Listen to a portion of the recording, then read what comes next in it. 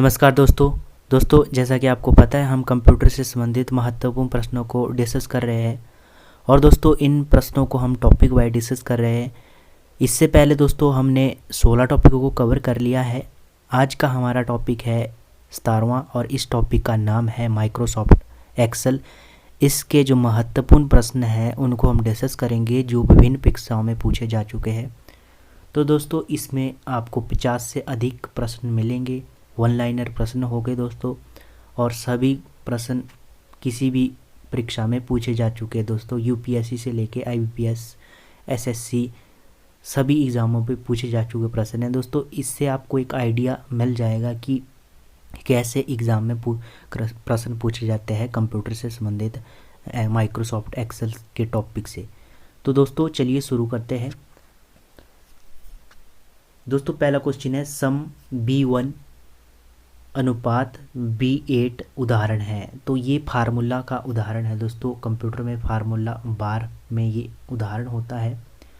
दूसरा क्वेश्चन है दोस्तों वर्कशीट में कॉलम और रो के इंटरसेक्शन को कहते हैं। तो इंटरसेक्शन को दोस्तों सेल कहा जाता है। जो वर्कशीट के रो और कॉलम होता है उसे सेल कहा जाता है दोस्तों। स्प्रेडशीट प्रोग्राम में एक नंबर जिसे हम कैलकुलेशन में प्रयोग करते हैं वो कहलाता है दोस्तों वैल्यू को डाला जाता है दोस्तों, उसे हम उसकी कैलकुलेशन कर सकते हैं दोस्तों। वह प्रोग्राम जो पैसे के लेन देन का ट्रैक रखने और बजट बनाने के लिए कैलकुलेटर की तरह काम करता है उसे कहते हैं दोस्तों स्प्रेडशीट। दोस्तों एक्सेल पर स्प्रेडशीट क्रिएट की जाती है। उसमें आप किसी भी हिसाब को, किसी भी लेन देन या बजट से संबंधित या किसी भी टॉपिक से संबंधित अपने नोट्स या अपना डाटा या आंकड़े उसमें बना सकते हैं या सेव कर सकते हैं। अगला क्वेश्चन है दोस्तों एक्सेल में दो या अधिक सेल को एक सेल में मिलाने की प्रक्रिया कहलाती है दोस्तों मर्ज सेल। जब आप एक्सेल पर एक से अधिक सेल बना देते हैं उसको आप जब मर्ज करते हैं तो इसके लिए कमांड होती है दोस्तों।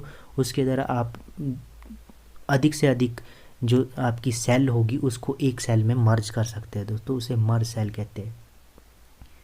एक्सेल वर्कशीट में डाटा को ऑर्गेनाइज किया जाता है। तो किसके द्वारा ऑर्गेनाइज किया जाता है? तो रो और कॉलम के द्वारा ऑर्गेनाइज किया जाता है जो एक्सेल वर्कशीट में डाटा होता है।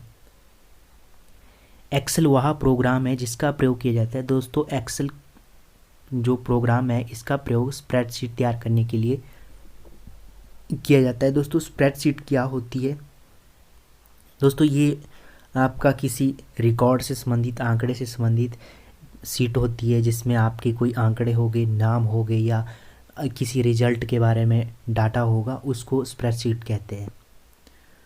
एक्सेल में एक्टिव सेल का कंटेंट कहाँ दिखाई देता है? तो एक्सेल का जो एक्टिव सेल का कंटेंट है, मतलब आप चल रहे प्रोग्राम का जो चल रही फाइल का कंटेंट है वो कहाँ दिखाई देता है? तो फॉर्मूला बार में ये दिखाई देता है दोस्तों।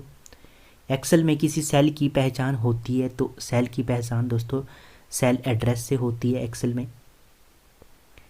एक्सेल चार्ट में प्रत्येक वेरिएबल के लिए केवल एक वैल्यू रिप्रेजेंट करता है। तो फंक्शन इसे एक वैल्यू रिप्रेजेंट करता है दोस्तों। एमएस एक्सेल में फार्मूला बार का प्रयोग किया जाता है। तो फार्मूला बार का दोस्तों फार्मूला डालने के लिए प्रयोग किया जाता है, प्लस दोस्तों सेल में डाटा डालने या फार्मूला एडिट करने के लिए इसका प्रयोग किया जाता है। एक्सेल प्रोग्राम में फार्मूला या सूत्र प्रारंभ होता है। तो दोस्तों चिन्ह से, इस बराबर वाले चिन्ह से या लाइन वाले चिन्ह से जो ये फार्मूला बार का प्रारंभ होता है। माइक्रोसॉफ्ट एक्सेल फाइलों का डिफ़ॉल्ट व्यू होता है। तो नॉर्मल व्यू होता है दोस्तों इसका डिफ़ॉल्ट, मतलब जो स्वयं एक एप्लीकेशन के अंदर या प्रोग्राम के अंदर अपने आप से व्यू आता है उसे कहते हैं नॉर्मल व्यू। खुली हुई दो या अधिक एक्सेल फाइलों में एक फाइल से दूसरे फाइल तक जा सकते हैं। तो इसके लिए कमांड होती है Ctrl+Tab कमांड होती है जिसके द्वारा एक जो खुली हुई दो या अधिक एक्सेल फाइलों में एक फाइल में दूसरी फाइल तक जा सकते हैं। किसी नए एमएस एक्सेल फाइल में स्वतः कितनी वर्कशीट होती है? तो उसमें 3 वर्कशीट होती है दोस्तों। स्प्रेडशीट में रो और कॉलम का इंटरसेक्शन क्या कहलाता है? उसे सेल कहते हैं दोस्तों। एक्सेल में एक्टिव सेल होता है तो वर्तमान सेल जो होता है उसे एक्टिव सेल कहते हैं। किसी खास विशेषता के माध्यम से एक्सेल डाटा में परिणामों और डायनामिकली गणना की जाती है। तो किन परिणामों की डायनामिक गणना की जाती है? तो फार्मूला और फंक्शन के द्वारा डायनामिक गणना की जा सकती है दोस्तों। एक्सेल में वर्कबुक कलेक्शन है, तो दोस्तों वर्कबुक है वर्कशीट का कलेक्शन। एक्सेल विंडो के बॉटम में दिखता है, तो बॉटम में क्या दिखता है दोस्तों? शीट टैब दिखता है बॉटम में। वर्कशीट में सिलेक्ट किए गए टेबल में फ्री डिफाइंड लेआउट को एक्सेल की कौन सी विशेषता इनेबल करती है? तो ऑटो फॉर्मेट इसे इनेबल करती है दोस्तों। एक्सेल के एक रो में इंसर्ट पॉइंट को एक सेल से दूसरे सेल में ले जाने के लिए कीबोर्ड बटन होता है, तो टैब के द्वारा एक सेल से दूसरी सेल में ले जा सकता है। एक्सेल में यह एक प्री कार्डेड दोस्तों और बिल्ट इन फार्मूला है जो जटिल गणनाओं के लिए शॉर्टकट प्रदान करता है, तो उसे कहते हैं फंक्शन दोस्तों। आंशिक रूप से पूरी की गई वर्कबुक को क्या कहते हैं? जिसमें फार्मूला और फॉर्मेटिंग तो होती है पर डाटा नहीं होता, उसे कहते हैं टेम्पलेट दोस्तों। माइक्रोसॉफ्ट ऑफिस के एक्सेल प्रोग्राम की इस विशेषता में औसत, अधिकतम, न्यूनतम और योग जैसी गणना करने का फंक्शन शामिल होता है, तो वो होता है दोस्तों कैलकुलेट में ये सभी शामिल होते हैं। औसत, एवरेज, अधिकतम, न्यूनतम, मैक्सिमाइज, मिनिमाइज और योग दोस्तों, प्लस जोड़ का उसमें और माइनस का सब कुछ हिसाब कैलकुलेट में किया जाता है। वर्कशीट का बेसिक यूनिट जिसमें आप एक्सेल में डाटा एंटर करते हैं उसे कहते हैं दोस्तों सेल में आप किसी भी डाटा को एंटर कर सकते हैं। एक्सेल में एक रो में इंसर्ट पॉइंट को पहले सेल में ले जाने के लिए प्रेस करते हैं, तो होम प्रेस करते हैं पहले सेल में ले जाने के लिए दोस्तों।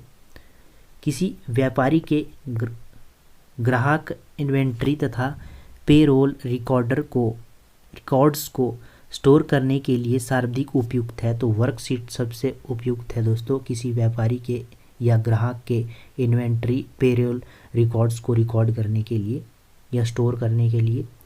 स्प्रेडशीट प्रोग्राम में सेल एक आयताकार बॉक्स होता है जिसे परिभाषित किया जाता है रो और कॉलम के इंटरसेक्शन में, उसे आप परिभाषित कर सकते हैं सेल को दोस्तों। एक्सेल प्रोग्राम में एक वर्कशीट से दूसरी वर्कशीट पर जाने के लिए प्रयोग होता है, तो एक शीट से दूसरी शीट में जाने के लिए क्या प्रयोग होता है?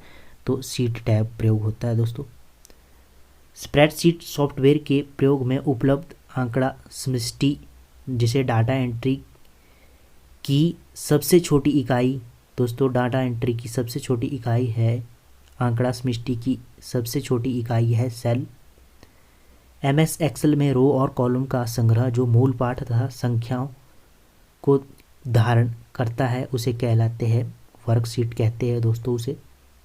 एमएस एक्सेल में किसी एक सेल या सेल के समूह का डाटा मिटाने के लिए सेल को सिलेक्ट कर डिलीट बटन दबाया जाता है दोस्तों। किसी एक्सेल वर्कशीट में पावर पॉइंट प्रेजेंटेशन डालने के लिए प्रयोग किया जाता है, तो एडिट पेस्ट स्पेस का प्रयोग किया जाता है दोस्तों किसी पावर पॉइंट प्रेजेंटेशन डालने के लिए। एक्सेल के किसी सेल में फार्मूला का परिणाम कहलाता है, तो डिस्प्लेड वैल्यू कहलाता है दोस्तों किसी फार्मूले का परिणाम होता है जो। एमएस एक्सेल में इंसर्ट पॉइंट को डॉक्यूमेंट के पहले सेल में लाने के लिए कीबोर्ड बटन होता है, तो कंट्रोल प्लस होम का प्रयोग किया जाता है। एक्सेल प्रोग्राम में इंटरसेक्टिंग कॉलम और रो का अक्षर और अंक होता है, तो सेल एड्रेस होता है अक्षर और अंक दोस्तों एक्सेल प्रोग्राम में। तो धन्यवाद दोस्तों, अगर वीडियो अच्छी लगी हो तो लाइक करना। धन्यवाद।